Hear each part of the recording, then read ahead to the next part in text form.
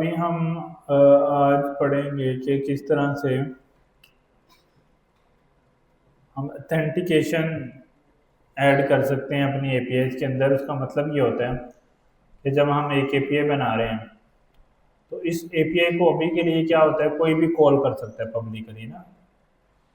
तो एपीआई को publicly call करना हमारे लिए थोड़ा ट्रिकी काम रहता है कि हम अलाउ नहीं करना चाहते हैं कि कोई भी बंदा एपीआई को पब्लिकली कॉल कर दे। उसकी रीज़न क्या है कि कुछ ऐसी एपीआईज होती हैं जिसको हम सिक्योर करना चाहते हैं। जैसे कोई अज्यूम करें फेसबुक पे पोस्ट करने वाली कोई एपीआई होगी जिसको हम अपना टाइटल डिस्क्रिप्शन चीज़ें देते हैं। अब कोई भी उसको एक्सेस करके किसी की फीड में कोई पोस्ट क्रिएट कर दे तो वो गलत होगा ना। तो हमें एपीआई को सिक्योर करना होता है कि कोई किसी की प्रिमिसेस को या अकाउंट को यूज़ ना कर सके। तो उसका प्रोसेस क्या होता है? अच्छा, वहाँ पे हमारे पास दो तरह की चीज़ें आती हैं जिसको हम ऑथेंटिकेशन वर्सेस ऑथराइजेशन बोलते हैं। ऑथेंटिकेशन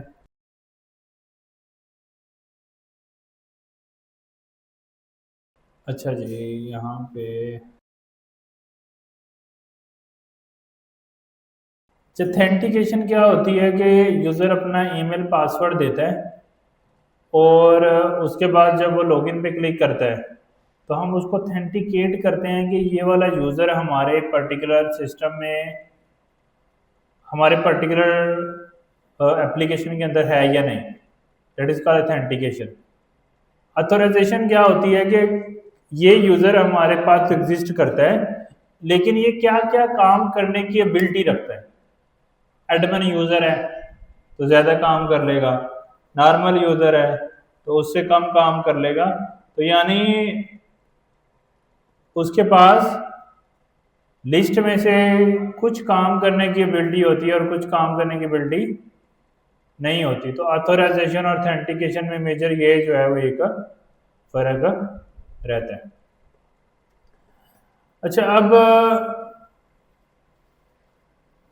ऑथेंटिकेशन एक्चुअली काम कैसे करती है ये हमें समझना पड़ेगा। सही है, तो उसके लिए हम एक डायग्राम ड्रा करेंगे ताकि हम क्लियरली समझ सकें कि ऑथेंटिकेशन और ऑथराइजेशन में क्या फ़र्क है और ऑथेंटिकेशन टेक्निकली कैसे काम करती है।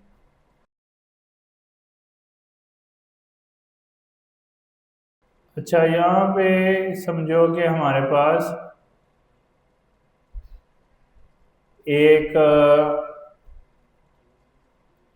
यूज़र है, उसके पास दो जो है वो यहाँ पे उसने अपना ईमेल दी, ठीक है,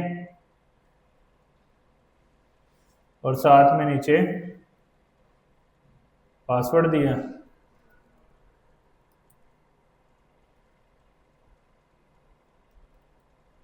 ठीक है, नीचे एक बटन आ गया लॉगिन का। All set. तो ये कुछ इस तरह से हमारे पास एप्लीकेशन होती है ना। ये हमारा फ्रंट एंड बन गया।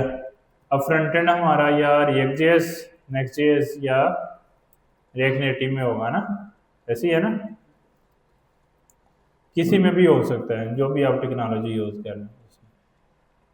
अब ईमेल पास को लेके जब यूज़र चेंज कर रहे हैं हम स्टेट में रख देते हैं। स्टेट के बाद जब लॉगिन पे क्लिक होगा तो हम क्या करेंगे, एक एपीआई कॉल करेंगे। यानी जब लॉगिन पे क्लिक होगा, ऑन क्लिक पे हम क्या करेंगे, फंक्शन कॉल होता है ना, उसमें हमारी एपीआई जो है वो कॉल होगी। तो यहाँ पे हमारी जो है वो एक एपीआई कॉल हो जाएगी। एपीआई कॉल, उसके अंदर फॉरवर्ड स्लैश में जो लॉगिन राउट पे रिक्वेस्ट जो है वो जा रही है। इस एपीआई को दो चीज़ें जाएंगी एज एन इनपुट। क्या क्या चीज़ें? ईमेल और पासवर्ड। तो दो चीज़ें डाटा के अंदर, दो चीज़ें होंगी, एक ईमेल और दूसरा पासवर्ड।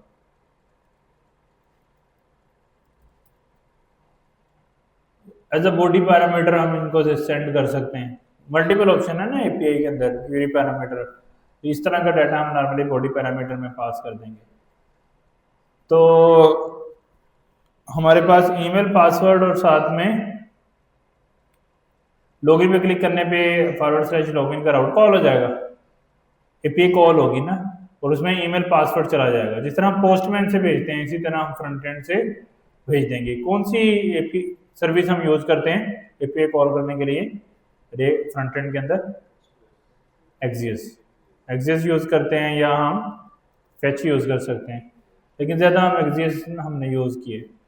तो एक्सियस या फेच को यूज करते हुए आप एपीआई कॉल करोगे, एपीआई के अंदर ईमेल पासवर्ड भेज दोगे। ईमेल पासवर्ड हमें कहाँ से मिलेगा? कंपोनेंट से, यानी स्टेट जो हम बनाएंगे ईमेल पासवर्ड की उसमें पड़ा है।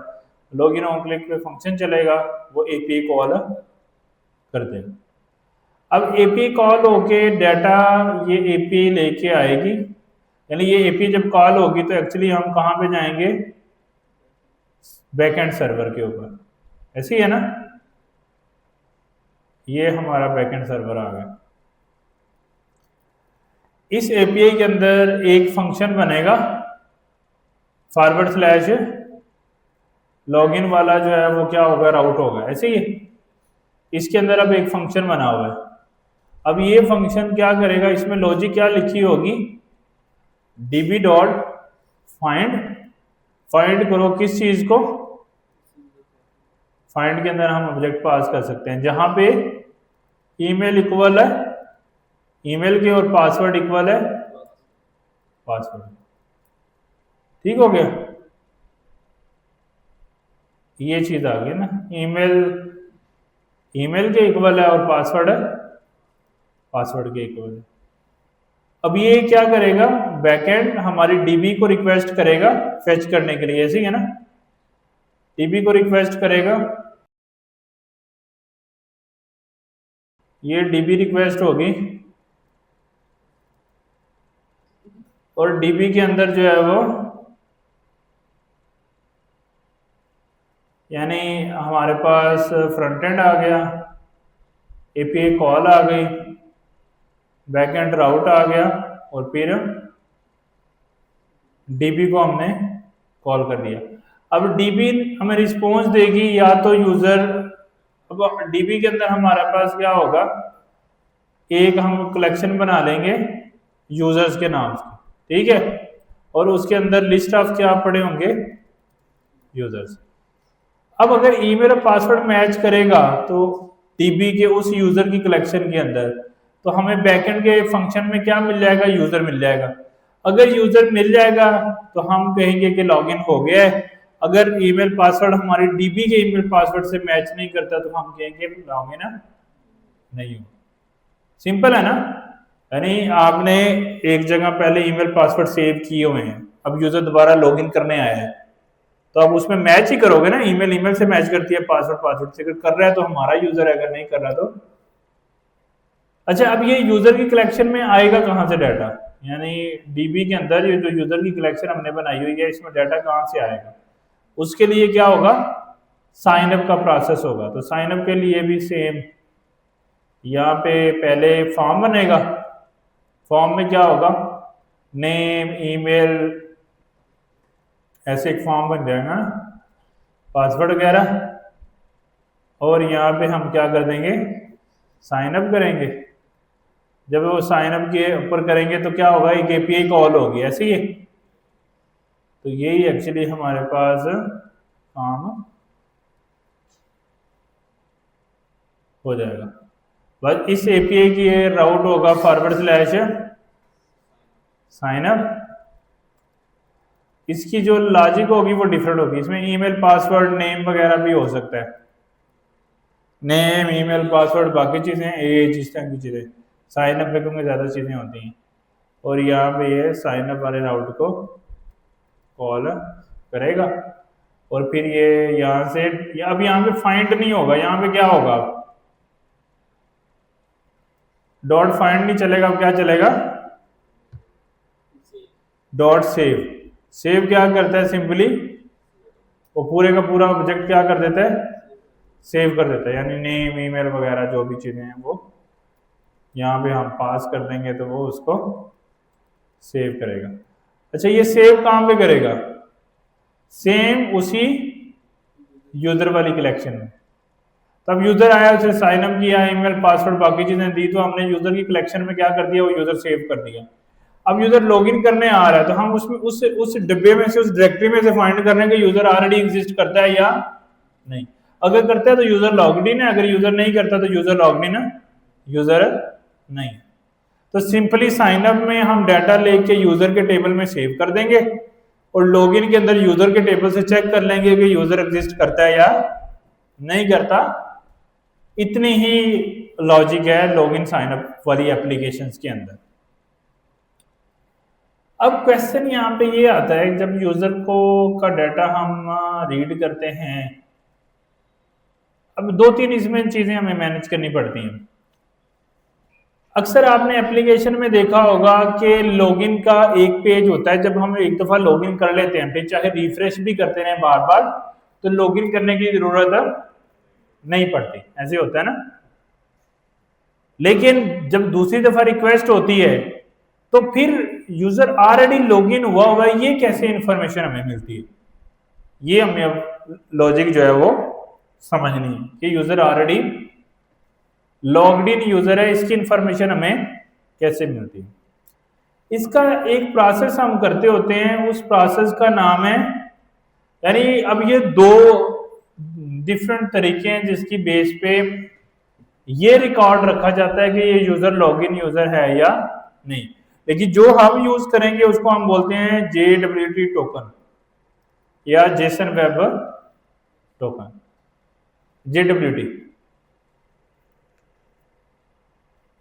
अच्छा, ये क्या होता है? जब यूजर वो कहता है ना डीबी, यानी पहले डीबी की रिक्वेस्ट होती है, डीबी कहती है कि यूजर के ईमेल और पासवर्ड दोनों मैच कर रहे हैं, यूजर हमारा ही यूजर है। फिर यहां से उसी लॉगिन के राउट में हम क्या करते हैं, JWT क्रिएट करते हैं, खुद से एक टोकन क्रिएट करते हैं। वो टोकन हम इस लॉगिन की एपीआई के रिस्पॉन्स में देते हैं वापस, और वो टोकन हमें फिर कहां पे मिल जाता है, फ्रंट एंड पे, और उस टोकन को हम लोकल स्टोरेज में सेव कर देते हैं। कहां सेव कर देते हैं? लोकल स्टोरेज में। अब जब यूजर रिफ्रेश करेगा, तो हम जब रिफ्रेश यूजर करते हैं तो हम लोकल स्टोरेज से चेक करते हैं क्या टोकन एग्जिस्ट करता है या नहीं। अगर टोकन एग्जिस्ट करता है तो हम कहते हैं यूजर ऑलरेडी लॉग्ड इन है, अगर टोकन एग्जिस्ट नहीं करता तो हम कहते हैं यूजर लॉग्ड इन नहीं। ठीक हो गया। अब अज्यूम करें कि लोकल स्टोरेज के अंदर मेरे जैसे डेवलपर ने, आप जैसे डेवलपर ने लोकल स्टोरेज के अंदर टोकन खुद से डाल दिए लॉगिन किए बगैर, इंस्पेक्ट करके लोकल स्टोरेज में स्क्रिप्ट चला के टोकन डाल दिया। अब टोकन डल गया, तो इसका मतलब क्या कि हम लॉगिन हो गए सिस्टम में? हो जाना चाहिए ना, लेकिन ऐसा नहीं होता है। उसकी रीजन क्या है? जो JWT टोकन क्रिएट होता है ना, क्रिएट करते हुए हम इसमें एक की देते हैं, की, और वो होती है यूनिक, कोई भी ऐसे की, यानी इसकी ऑथेंटिकेशन वर्क कैसे करती है? टोकन तो कोई भी इंजेक्ट कर देगा ना फ्रंट एंड पे कि लोकल स्टोरेज में, इसकी ऑथेंटिकेशन बेस कर रही होती है JWT की सीक्रेट की पे। किस पे डिपेंड कर रही होती है? सीक्रेट की पे।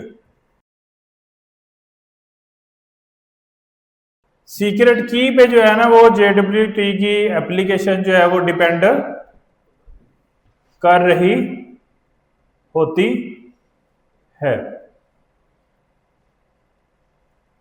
अगर सीक्रेट की पे वो डिपेंड कर रही होती है, इसका क्या मतलब है? इसका मतलब ये है कि जब बैकएंड में लॉगिन होता है तो जब JWT हम क्रिएट करते हैं तो हम एक की यूज करते हैं जिसकी बेस पे वो टोकन क्रिएट करते हैं। अब ये जो की है ये बैकएंड के पास है, हमें पता है कि बैकएंड का कोड कोई भी एक्सेस, जब कोई नहीं एक्सेस कर सकता, ये की भी कोई भी एक्सेस नहीं कर सकता। जब तक ये की नहीं है ना उसके पास, तो उसने टोकन लेसपोज इंजेक्ट कर भी दिए, तो जब टोकन दोबारा जाएगा सर्वर के पास यानी बैकएंड के पास, तो वो कहेगा कि ये टोकन मेरी की से क्रिएटेड टोकन है नहीं। जब देखो ना, मैंने खुद से बनाया टोकन, तो मेरे पास तो वो की नहीं है, तो मैंने तो कोई और की यूज करके टोकन बनाया होगा ना। जब मैंने कोई और की यूज करके टोकन बनाया है तो इसका मतलब क्या है कि वो टोकन इस सिस्टम ने, इस पर्टिकुलर बैकएंड ने जनरेट नहीं किया। तो वो टोकन आप इंजेक्ट कर भी दें तो जब वो एपीआई रिक्वेस्ट में जाएगा तो वो हम फिर क्या करते होते हैं, लॉगिन साइन अप का तो इस तरह हो गया। अब एक हमने रिक्वेस्ट की फॉरवर्ड स्लैश में भी डैशबोर्ड पे या डैशबोर्ड पे या फॉरवर्ड स्लैश प्रोडक्ट्स पे।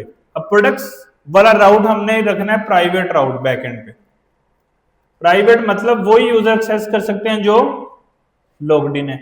अब इसमें होगा क्या कि फ्रंट एंड वाला फॉरवर्ड स्लैश प्रोडक्ट को जब कॉल करेगा ना, साथ में क्या देगा, टोकन। क्या देगा, टोकन।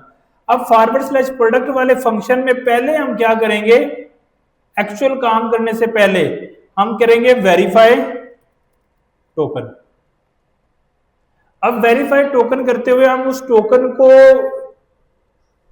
पार्स करेंगे और पार्स करते हुए ये वाली सीक्रेट की दोबारा यूज करेंगे। अगर तो टोकन पार्स हो जाता है इस वाली सीक्रेट की के साथ तो मतलब क्या ये हमारा टोकन है, अगर नहीं होता तो मतलब ये किसी ने फेक टोकन जनरेट किए। अच्छा, अगर टोकन वैलिड होता है, अगर वैलिड होता है, इफ वैलिड होता है तो ये, अगर इनवैलिड होता है तो ये।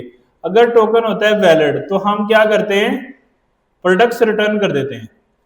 क्या करते हैं, प्रोडक्ट्स रिटर्न कर देते हैं। अदरवाइज क्या रिटर्न कर देते हैं, मैसेज नॉन ऑथ यूजर या इनवैलिड यूजर या फेक यूजर, कुछ भी मैसेज रिटर्न कर देते हैं। ठीक है। अब हर वो एपीआई जिसमें हमने लॉगिन रिक्वायर्ड रखना है उसमें फिर हम क्या लगाएंगे, वेरीफाई टोकन। अब टोकन अगर वेरीफाई हो जाता है, टोकन की एक तो फ्रंट एंड से डिमांड करेंगे, जब टोकन आएगा तो चेक करेंगे, अगर टोकन इनवैलिड है तो क्या कर देंगे, मैसेज भेज देंगे इनवैलिड टोकन। अगर वैलिड है तो उसको जो वो मांग रहा है वो दे देंगे। यानी उसने क्रिएट करनी है प्रोडक्ट। तो हम चेक करेंगे पहले कि टोकन ठीक है, अगर ठीक है तो फिर डीबी में प्रोडक्ट सेव होंगे, अगर नहीं ठीक तो नहीं होंगे। इसी तरह अगर यानी हर एपीआई में टोकन हम पहले लेके आ रहे हैं फ्रंट एंड पे, फ्रंट एंड से फिर उसको बैकएंड में चेक कर रहे हैं। हाँ, हर एपीआई में जाएगा वो, हर एपीआई में टोकन साथ जाएगा, इंजेक्ट होगी। जिस तरह एपीआई में डाटा जाता होता है ना, इस तरह हर एपीआई कॉल में टोकन भी जाएगा। ये डिमांड, यानी अगर टोकन नहीं जाएगा तो वेरीफाइड टोकन को टोकन मिलेगा नहीं, उसने क्या देना है, इनवैलिड टोकन। क्या ख्याल है, टोकन जाएगा तो फिर ही वो एपीआई अपना पूरा काम कर सकती है। अब मुझे आप बताओ कि Node.js का कौन सा कंसेप्ट यूज करके हम वेरीफाइड टोकन कर सकते हैं जिसमें हमें हर एपीआई में जाके काम ना करना पड़े। नहीं तो हर एपीआई में जाके क्या करना पड़ेगा, एपीआई के फंक्शन में पहले वेरीफाइड टोकन, फिर उस एपीआई के फंक्शन का कोड जो भी वो काम कर रही है, यानी fetch user, fetch products, fetch events, जो भी वो काम कर रही है उससे ऊपर क्या करना पड़ेगा, वेरीफाइड टोकन वाला फंक्शन चलाना पड़ेगा। इसका क्या तरीका होगा, मिडलवेयर। हमने मिडलवेयर में क्या पढ़ा था, हर रिक्वेस्ट मिडलवेयर से गुजर के जाती है।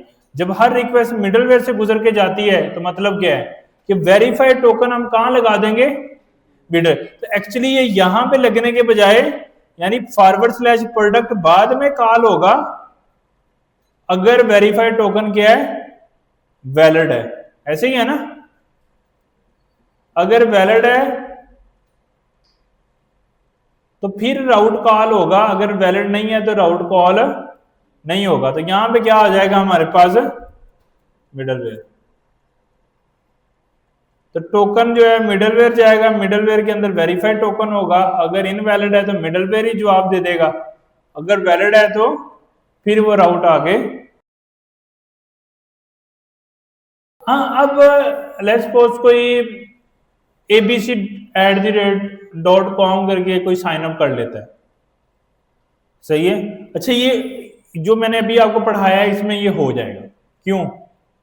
उसने अपनी कोई ईमेल दी, पासवर्ड दी, हमारा तो ऐसा कोई फ्लो ही नहीं है चेक करने वाला। हमने तो सिंपली उसका ईमेल पासवर्ड चीजें ली और उसको किस में रख दिया, यूजर के कलेक्शन में। फिर लॉगिन करते हुए चेक कर लिया, अगर मैच कर गई तो हमने कह दिया वैलिड है, अगर वैलिड है तो JWT क्रिएट कर दिया और JWT क्रिएट करके वापस भेज दिया जवाब। अब हर एपीआई में उसने JWT टोकन मुझे दिया, अब वो टोकन वैलिड है, अगर वैलिड है तो वो मेरी एपीआई कॉल हो रही। अच्छा, ये सारे फ्लो में कोई इशू नहीं।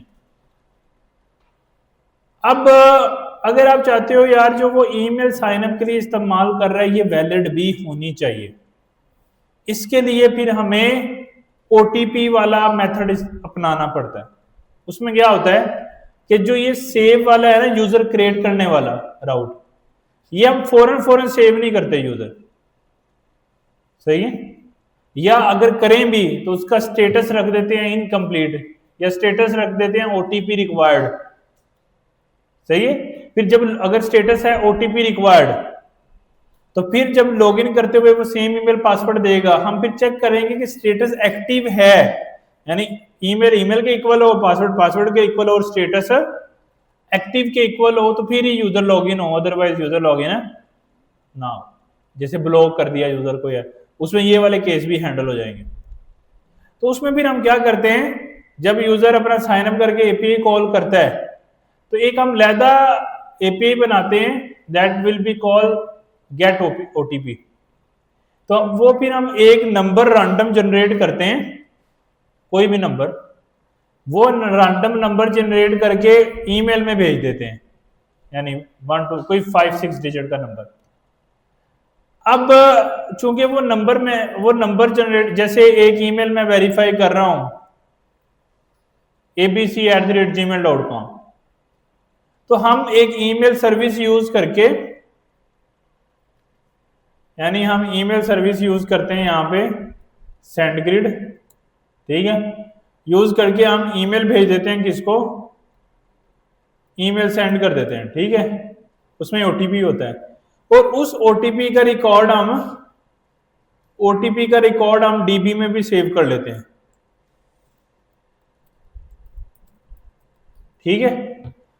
अब एक ईमेल है, मैं कहता हूं abc@gmail को मैंने ईमेल सेंड किया और उसमें ओटीपी मैंने ये भेजा है।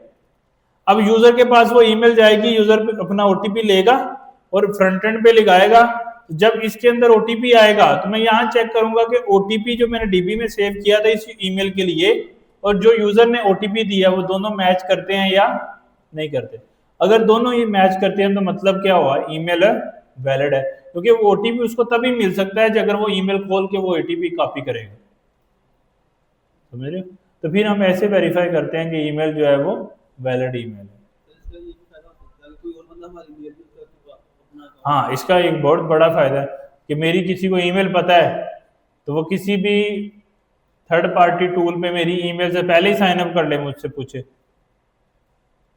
कर सकता है ना, क्योंकि कोई ओटीपी वेरिफिकेशन वाला चक्कर है नहीं।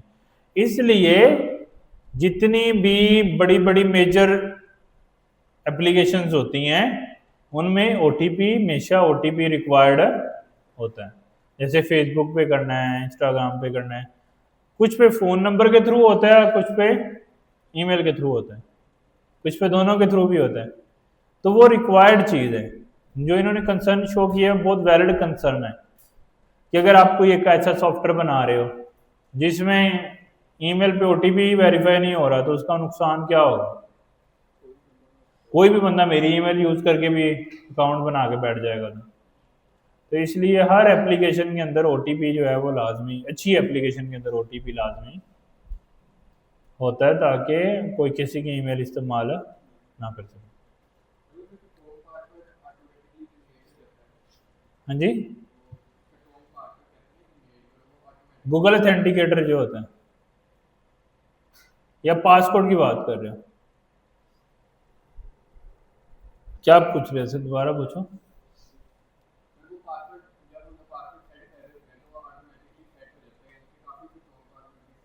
अब वो है मतलब ब्राउजर का फीचर है वो, कि ब्राउजर के अंदर ये फीचर अवेलेबल है, जिसमें क्या होता है कि यानी गूगल क्रोम के अंदर, इनके सफारी के अंदर ये ब्राउजर का फीचर है। वो जैसे ही इनपुट टाइप पासवर्ड देखते हैं ना, यूजर उसमें टाइप करने लग जाता है, तो वो खुद ही आइकन शो कर देते हैं कि आप इसमें ये स्ट्रॉन्ग पासवर्ड कर लो जनरेट, और उसको वो ब्राउजर में सेव भी कर देते हैं ताकि आप बाद में सेम पासवर्ड लगा सकें। वो सिर्फ इसलिए ताकि आपके पासवर्ड जो है वो सिक्योर हो, उसका सॉफ्टवेयर से कोई लेना देना नहीं है, वो ब्राउजर एंड की चीज है और वो ब्राउजर ही फीचर देता है, उसको हम कोड नहीं करते।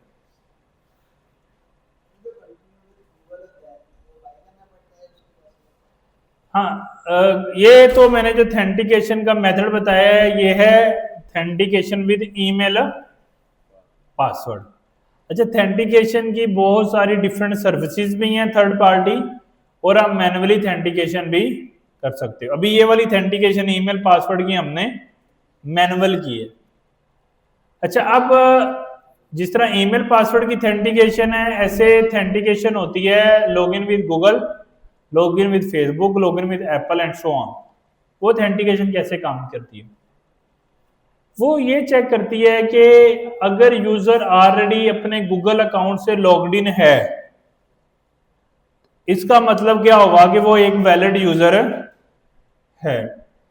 उसका फायदा क्या होता है कि उसने ईमेल को भी पहले से अपना ओटीपी वेरीफाई किया होता है। कि हम ईमेल पासवर्ड वाली में क्या होता है, वो दोबारा ओटीपी उसको देना पड़ेगा ना हमें।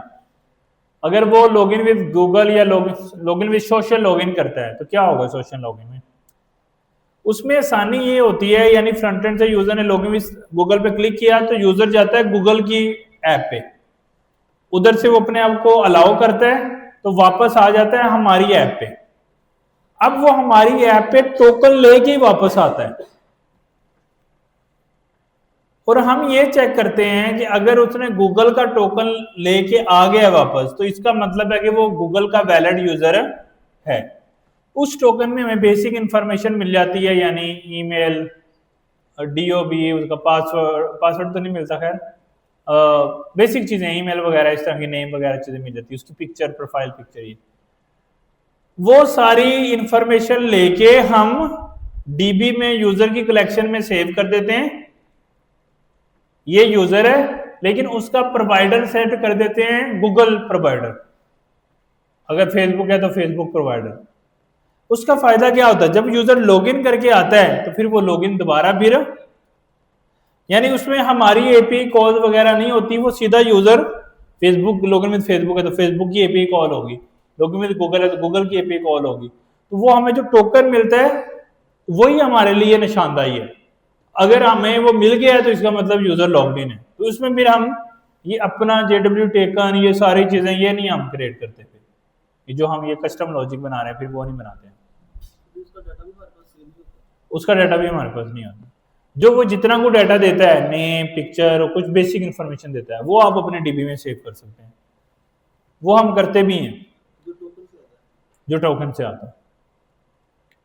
यानी हमने देखो, हमने अपने यूजर के टेबल में तो रखना है ना रिकॉर्ड कि कौन सा यूजर है, कितने हमारे यूजर हैं, चाहे वो गूगल विद लॉगिन करके गूगल विद वो करके आया है, लेकिन हमारे टेबल में बहुत सारी जगहों पे यूजर आईडी रिक्वायर्ड होंगी। यानी जैसे ऑर्डर क्रिएट करना है तो यूजर आईडी रिक्वायर्ड है, तो यूजर बनेगा तो यूजर आईडी बनेगी ना। तो उसके लिए फिर हम क्या करते हैं, जैसे वो अब इस तरह की ऑथेंटिकेशन होती है जो सोशल, उसमें लॉगिन साइन अप एक ही बटन से होता है। वो हम क्या करते हैं कि अगर तो यूजर फर्स्ट टाइम आया है तो हम चेक करते हैं कि यूजर के टेबल में उस ईमेल के नाम से कोई पहले रिकॉर्ड पड़ा है या नहीं। अगर कहता है नहीं पड़ा तो हम क्या देते हैं, साइन अप, हम उसको साइन अप कंसिडर कर लेते हैं। अगर पड़ा हुआ है तो हम उसको लॉगिन कंसिडर कर लेते हैं। लेकिन इसमें वो बाकी सारी लॉजिक जो हमने इधर पढ़ी है वो मिस हो जाती है। यानी सोशल लॉगिन का हम एक सेपरेट राउट बनाते हैं, फॉरवर्ड स्लैश सोशल लॉगिन, और उसके अंदर फिर वो सारी मैनेजमेंट फिर करते हैं खुद से। वो भी अब जिस तरह हमने अब ये बैकएंड से खुद से JW2 टोकन वगैरह मैनेज किए, अब ये सारी ऑथेंटिकेशन एज अ सर्विस भी हमें मिलती है, जिसमें फायरबेस में नहीं हमने लॉगिन पासवर्ड दे के लॉगिन किया था, तो उसमें वो हमें खुद से सारी चीजें मैनेज कर रहा था, हमने खुद भी कुछ मैनुअली ये वाले कंपैरिजन है नहीं किए थे, ऐसे ही है ना। तो इसी तरह AWS की ऑथेंटिकेशन सर्विस है, इसी तरह बहुत सारी सर्विसेज हैं। ये वर्क ओएस है, ये भी हमें ऑथेंटिकेशन जो है वो प्रोवाइड करती है, सोशल ऑथेंटिकेशन देती है, ऑथ किट देती है, बहुत सारी चीजें ये भी ऑप्शन जो है वो प्रोवाइड करती है। सुपर बेस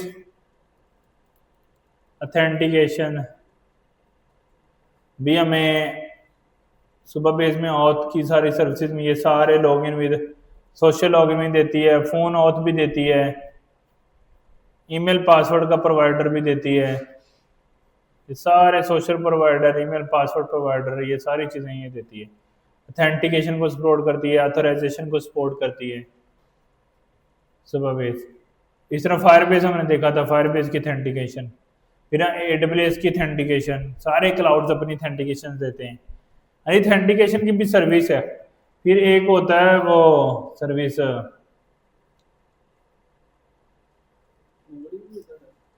Auth0, ये बड़ी फेमस है।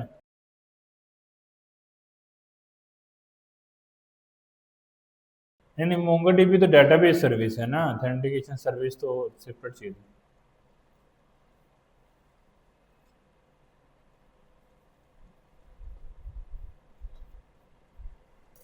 Auth0 है, ये भी हमें देती है सर्विस ऐसे। उसमें सर्विस का फायदा क्या होता है, यानी टोकन मैनेजमेंट सर्विस पे चली जाती है, सारी चीजें भी सर्विस के एंड पे चली जाती हैं, हमें नहीं मैनुअली करना पड़ता। ऑथेंटिकेशन हमें मैनुअल नहीं, जिस तरह भी सोशल लॉगिन है या वो हमें बना बनाया टोकन देते हैं, अगर टोकन आ रहा है तो हम समझते हैं कि वैलिड यूजर है, अगर वैलिड यूजर है तो उसको अगर पहले एग्जिस्ट नहीं करता हम साइन अप कर देते हैं, अगर एग्जिस्ट करता है तो लॉगिन कर देते हैं। बाकी टोकन वगैरह चीज़ें वो फिर जो भी थर्ड पार्टी हम यूज़ कर रहे हैं वही मैनेज करते हैं। लेकिन अभी तो ये तो हम जो है वो मैनुअल करने की कोशिश कर रहे हैं कि इस फ्लो से हमने कैसे करना है। अब इस सारे फ्लो में एक चीज और भी ऐड होती है, वो ये है कि पासवर्ड प्रोटेक्शन। आपको मैंने बताया कि साइन अप के ऊपर आगे यूजर का ईमेल पासवर्ड सारी चीजें हम यूजर के टेबल में सेव कर देते हैं, ताकि जब लॉगिन हो तो ईमेल पासवर्ड हम कंपैरिजन कर सकें। अब क्वेश्चन आप लोगों से ये है कि अगर पासवर्ड हम फ्लैट सेव कर देंगे जो यूजर का पासवर्ड है, तो वो सिक्योरिटी रिस्क हो जाएगा। क्यों? जो डेवलपर के पास सारा डाटा है, तो वो पासवर्ड तो अक्सर लोग क्या करते हैं कि एक काउंट कर रखे हैं वही, बाकी उसकी पासवर्ड भी होते हैं, तो कोई उसके पासवर्ड हमारे डीबी को हैक करके हैक कर सकता है। तो यहाँ पे हम पासवर्ड को हैश करते हैं, यानी पासवर्ड को असली हालत में सेव नहीं करते, पासवर्ड को हैश कर देते हैं। हैश करने का मतलब ये है कि अगर पासवर्ड था admin@1214, तो अब पासवर्ड बन गया है कोई भी रैंडम सी लंबी सारी स्ट्रिंग।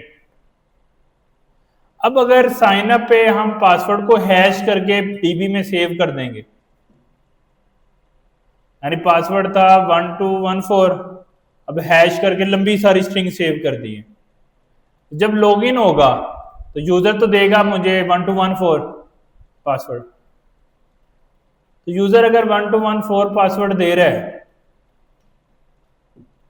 लेकिन डीबी में क्या पासवर्ड पड़ा हुआ है, हैश पासवर्ड पड़ा हुआ है, तो 1 to 1 पासवर्ड हैश पासवर्ड से कंपैरिजन हो सकेगा?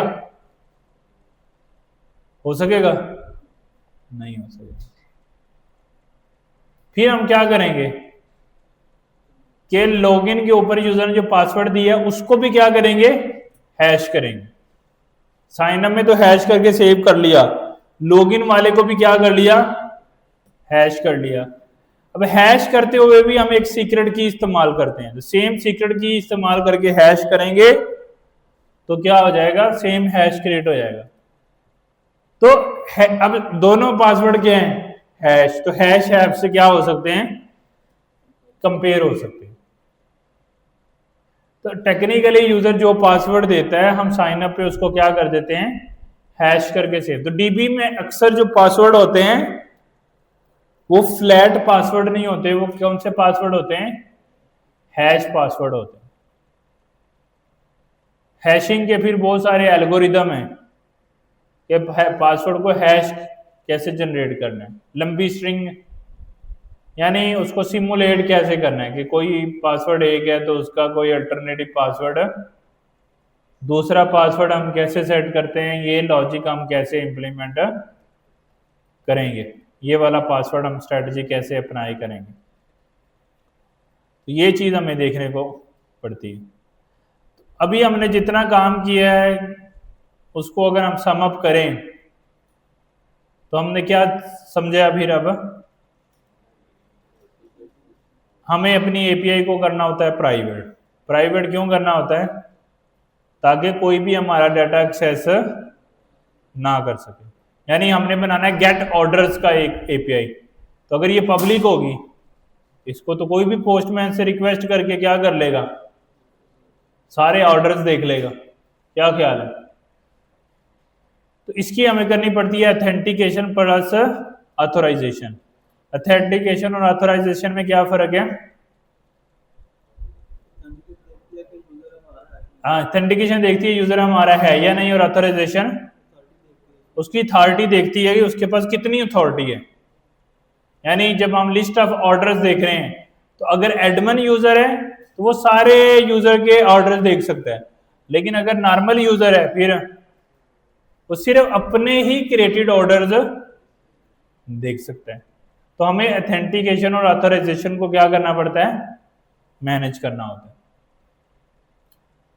अब ये काम हम कैसे करते हैं? जब यूजर साइन अप करता है तो हम यूजर का सारा रिकॉर्ड किस में सेव कर देते हैं? यूजर के टेबल में। ठीक है।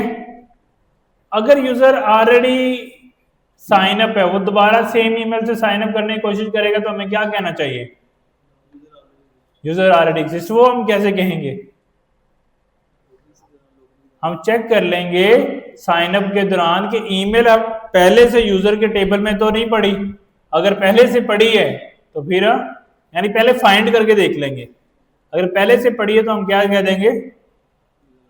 User already exist. अगर पहले से नहीं पड़ी तो हम क्या कह देंगे कि आप साइन अप कर सकते, मतलब साइन अप कर देंगे।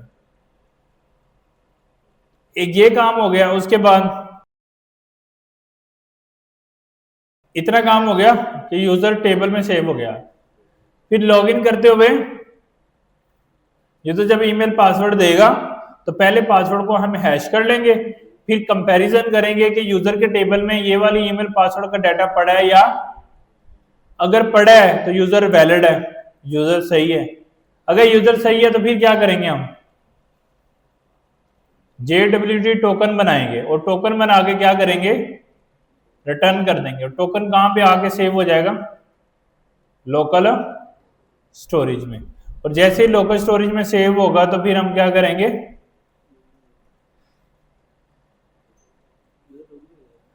लॉगिन हो जाएगा। अब अगर यूजर कहता है गेट ऑर्डर की एपीआई कॉल करता है तो उसमें हम फिर क्या करेंगे? वो टोकन यूजर देगा तो उसको मिडलवेयर में वेरीफाई करेंगे। अगर वैलिड है तो फिर ही वो गेट ऑर्डर कर सकता है, अदरवाइज उसको क्या कह देंगे? Invalid token. अथॉरिटी अब कैसे मैनेज होगी?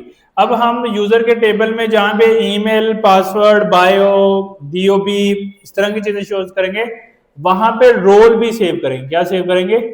Role. Role can be admin, role can be member, role can be कुछ भी, सुपर एडमिन या कुछ भी। फिर अगर वो रिक्वेस्ट करता है फॉरवर्ड स्लैश ऑर्डर्स पे तो उसके टोकन को हम देखेंगे। उसके टोकन में ये इंफॉर्मेशन भी होगी कि ये यूजर है, उसके टोकन में ये होगा ना कि यूजर की ईमेल कौन सी है।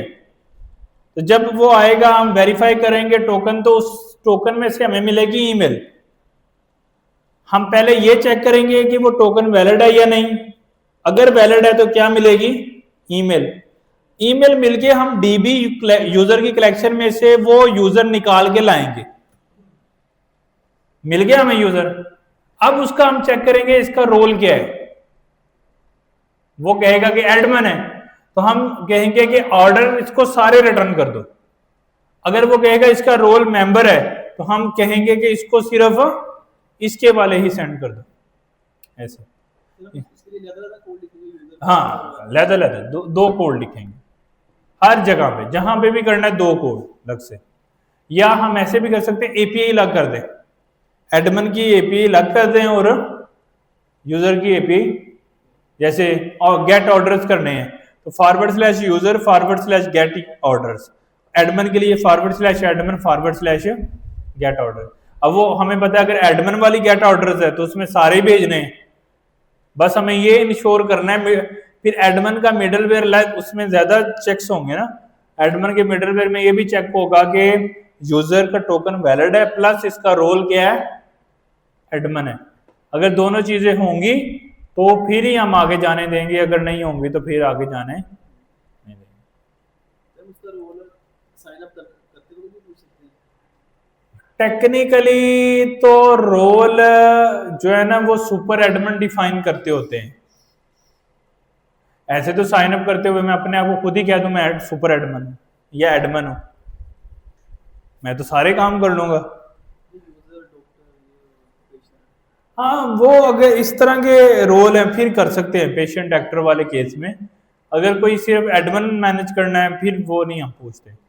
अगर हमारी एप्लीकेशन में डॉक्टर पेशेंट वाले रोल हैं वो फिर हम साइन अप के दौरान ही पूछ लेंगे। अगर वो कहता है मैं पेशेंट डॉक्टर हूँ तो उसको डॉक्टर के डैशबोर्ड पे ले जाएंगे और उसका रोल डॉक्टर कर देंगे। वो कहता है मैं पेशेंट हूँ तो उसका रोल पेशेंट सेव कर देंगे। ये हो सकता है। लेकिन अगर वो एडमिन है या सुपर एडमिन है फिर वो साइन अप के दौरान नहीं होता, फिर हम वो खुद से मैनेज करते हैं। कोई एग्जांपल वेबसाइट की एडमिन सुपर बहुत सारी होती हैं, जैसे इवन अगर आप टेक्नोसाइट पे भी अभी जाते हो, ये नॉर्मल वेबसाइट है सबके लिए, /admin पे जाते हो तो उसको सब लोग एक्सेस नहीं कर पाएंगे ना, उसको लिमिटेड लोग एक्सेस कर पाएंगे। अभी तो वो नहीं आ रहा, लेकिन उसको लिमिटेड लोग एक्सेस कर पाएंगे। बहुत सारी एप्लीकेशन का ऐसे /admin होता है तो उसको कोई सारे एक्सेस नहीं कर सकते, वहाँ कोई साइन अप का नहीं है। यानी एडमिन के लिए हम साइन अप फॉर्म नहीं देते होते। एडमिन जो डेवलपर या प्रोग्रामर होते हैं ना उस एप्लीकेशन के, वो खुद ही बना के देते हैं ईमेल पासवर्ड उनको। एडमिन साइन अप नहीं, जो एडमिन ही साइन अप हो गए ऐप में तो फिर तो ऑथेंटिकेशन खत्म हो गया ना। वो डेटाबेस में जाकर डायरेक्टली साइन अप करते हैं, यानी डेटाबेस के अंदर जाके यूजर की कलेक्शन में रोल एडमिन और ईमेल पासवर्ड चीजें सारी सेट कर देते हैं खुद से, खुद डेवलपर। फिर एडमिन लोग वो सेम उसको भेज देते हैं ना ईमेल के थ्रू या किसी, ये तुम्हारे क्रेडेंशियल है तो वो फिर क्रेडेंशियल लॉगिन करता है तो लॉगिन हो जाता है। तो इसके लिए फिर वो एडमिन पे वगैरह करते हैं क्या एडमिन मतलब कोई डेवलपर से कॉन्टैक्ट करता है मेरी क्लियर बनाओ। हाँ, मतलब वो एक्चुअली प्रोसेस होता है ना ऐसे, यानी मेरा कोई सॉफ्टवेयर है तो मैं ओनर हूँ, मैंने कोई ऐसा बंदा रखा हुआ है जिस पे मैं फुल ट्रस्ट कर सकता हूँ, या मैं खुद हूँ तो मैं पासवर्ड क्रिएट करता हूँ, तो उसकी कोई मे बी एपीआई बनाई हुई है एडमिन क्रिएट करने की, या कोई यूआई बनाया हुआ है, या फिर डायरेक्टली मैं डेटाबेस में जाकर कर देता हूँ, तो वो मेरे पास रोल है, वो मैं उसका कर दूंगा और उसको क्रेडेंशियल ईमेल कर दूंगा। सही है। जैसे अगर हमको क्लाउड है, क्लाइंट हमें कहता है कि ये मेरे अकाउंट पर डिप्लॉय कर दो, तो वो हमने अपना ईमेल पासवर्ड थोड़ी देगा, वो क्या करता है उसके पास यूआई आ रही होती है, वहां पे वो मुझे एज अ डेवलपर मेरा ईमेल पासवर्ड क्रिएट कर देता है और वहां पे बटन आ रहा होता है कि ये क्रेडेंशियल इसको ईमेल कर दो, वो मुझे ईमेल में आ जाते हैं, फिर मैं वो क्रेडेंशियल लेके लॉगिन कर जाता हूँ सिस्टम में। अब जिसका अकाउंट है वही मुझे एक्सेस देगा ना, इस तरह जिसकी सॉफ्टवेयर होता है वही फिर एक्सेस देते हैं। लेकिन डिपेंड करता है कि हम कौन सी स्ट्रेटजी बना रहे हैं, उस स्ट्रेटजी पे डिपेंड करता है। यानी सुपर एड मतलब किस तरह की ऐप बना रहे हैं। ऐसी ऐप्स भी हैं जिसमें सुपर एडमिन होता है, फिर एडमिन होता है, फिर नॉर्मल यूजर होता है। तो सुपर एडमिन के पास एक्सेस है, वो एडमिन क्रिएट कर सके। अब एडमिन के पास एक्सेस है, आगे वो यूजर्स को इनवाइट कर सके या यूजर को मैनेज ब्लॉक कर सके, इस तरह की चीजें। लेकिन डिपेंड करता है कि आप कितने रोल्स हैं एक पर्टिकुलर सॉफ्टवेयर के अंदर। यूनिवर्सिटी के अंदर बहुत सारे रोल्स होते हैं, टीचर का रोल होता है, स्टूडेंट का रोल होता है, एडमन्स होते हैं, फिर डीन्स होते हैं, फिर मतलब बहुत सारे रोल्स होते हैं उसमें। हर एक के बाद डिफरेंट परमिशन लेवल्स होते हैं, फिर उतने परमिशन लेवल्स में वो सॉफ्टवेयर को इस्तेमाल कर सकते हैं। तो वो हम फिर दिखाते कैसे, यानी वो एपीआई सिक्योर होती हैं। अगर कोई सुपर एडमन है उसको ज़्यादा एक्सेस होती है, एडमन उसको कम होती है, मेंबर्स को कम। एक तो एपीआई नहीं चलती, फिर एपीआई के अलावा फ्रंट एंड पे भी हम यूआई नहीं दिखाते। एक डैशबोर्ड है ना, उस पर अगर 15-20 टैब्स हैं साइड पे, तो वो टैब ही नज़र नहीं आते, वही टैब आते हैं जिसकी आपको एक्सेस होती है। तो इवन आप बहुत ज़्यादा एडवांस हो, आप डेवलपर हो, आप एपीआई ढूंढ लेते हो इंस्पेक्ट वगैरह करके, आप उनको पोस्टमैन पे जाके कॉल करने की कोशिश करते तो आप नहीं कर सकोगे, क्योंकि आपके पास टोकन है थोड़े एक्सेस लेवल का, और आप एपीआई कॉल कर रहे हो एडमिन की। जब वो करोगे तो आपका रोल जो है मेंबर है, तो आप एपीआई कॉल कर रहे हो एडमिन रोल की, तो वो मिडलवेयर आपको इनवैलिड कह देगा। मेंबर का कर सकता है मत, लेकिन सुपर एडमिन का तो नहीं कर सकता ना। जितना उसका रोल है उतनी उसको मिलेगी बस डाटा, उससे ज़्यादा नहीं मिलेगा। तो वो ऑथराइजेशन में आ जाता है। सही। अब ये ऑथराइजेशन में ऑथेंटिकेशन मैनेज करना, सोशल लॉगिन मैनेज करना, ऑथराइजेशन, इसीलिए तो इस तरह की एप्लीकेशन बिकती हैं। ये सॉफ्टवेयर क्यों बिक रहा है? इसको ओपन एआई यूज करता है, इसको कर्सर यूज करता है, वर्सल यूज करता है, इसको बहुत मेजर बड़े बड़े प्लेटफॉर्म यूज कर रहे हैं, रेपलिट यूज कर रहे हैं। क्यों? क्योंकि वो अपनी सारी ऑथेंटिकेशन की हर्सल इनको दे देते हैं। अब इस प्लेटफॉर्म पे ऑथराइजेशन करना बहुत इजी है। अपनी मर्जी से आप कस्टम लॉजिक्स बना सकते हो, कितने आपके प्लेटफॉर्म में रोल्स होंगे, उनको कितनी कितनी एक्सेस होगी, सोशल लॉगिन कौन कौन सा इनेबल करना है, ईमेल पासवर्ड इनेबल करना है नहीं करना, सारी चीज़ें वो जो है ना वो इसको ऑर्गेनाइज करता है खुद से। तो इस तरह की चीज़ें जो है ना वो इस पे मैटर करती हैं। तो ये यानी इन्होंने एक चीज़ में अपने आप को अच्छा किया होता है, फिर उसकी सर्विस देने लग जाते हैं। इन्होंने ऑथेंटिकेशन में अपने आप को अच्छा किया, उसकी सर्विस बेचते हैं। लेकिन ये जो ये काम कर रहे हैं वो हम कस्टम भी, जिस तरह मैंने डायग्राम में दिखाया है, हम अपना सारा बना सकते हैं। ठीक है।